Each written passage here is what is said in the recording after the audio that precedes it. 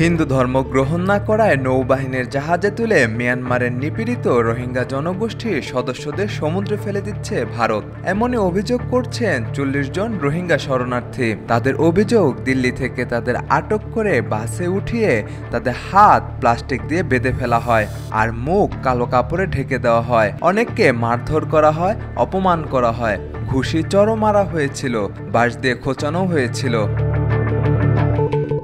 বিবিসির এক প্রতিবেদন থেকে জানা গেছে ৪০ জনের মধ্যে ১৫ জন ছিলেন খ্রিস্টান রোহিঙ্গা। তাদের জিজ্ঞেস করা হয়েছিল কেন ইসলাম ছেড়ে খ্রিস্ট ধর্ম গ্রহণ করেছে, কেন হিন্দু হননি, এমনকি তাদের খতনা হয়েছে কিনা সেটিও পরীক্ষা করা হয়। এমনকি তাদের মধ্যে একজনকে কাশ্মীরের পেহেলগাম হামলায় জড়িত বলে অভিযুক্ত করা হয়, অথচ রোহিঙ্গাদের সঙ্গে এ ঘটনার কোনো সম্পর্কের প্রমাণ নেই।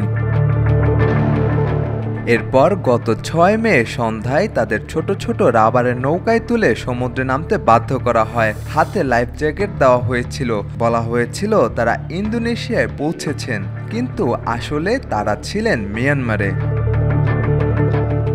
এমন অবস্থায় মিয়ানমারের ভয়াবহ গৃহযুদ্ধের মধ্যে এসব রোহিঙ্গা শরণার্থী আরও অনিশ্চিত ভবিষ্যতের মুখে দাঁড়িয়ে। জাতিসংঘ বলছে ভারত রোহিঙ্গাদের জীবনকে চরম ঝুঁকির মধ্যে ঠেলে দিয়েছে।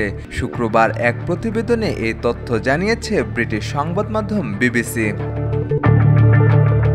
মিয়ানমারে মানবাধিকার পরিস্থিতি নিয়ে জাতিসংঘের বিশেষ প্রতিবেদক টমাস অ্যান্ড্রুজ বলেন, এসব অভিযোগের প্রমাণের মতো গুরুত্বপূর্ণ তথ্য তার হাতে আছে। তিনি জেনেভায় ভারতের মিশন প্রধানের কাছে এ সংক্রান্ত প্রমাণও জমা দিয়েছেন, কিন্তু কোনো উত্তর পাননি।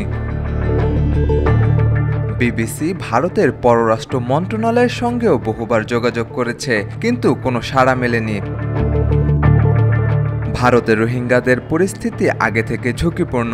দেশটি তাদের শরণার্থী হিসেবে স্বীকৃতি দেয় না, বরং অবৈধ অভিবাসী হিসেবে চিহ্নিত করে। বর্তমানে ভারতে প্রায় ২৩,৮০০ রোহিঙ্গা জাতিসংঘের শরণার্থী সংস্থা UNHCR এর নিবন্ধিত হলেও হিউম্যান রাইটস ওয়াচের মতে প্রকৃত সংখ্যা ৪০,০০০-এরও বেশি। সাজিদ আকরাম, সৌরভ, আজকাল।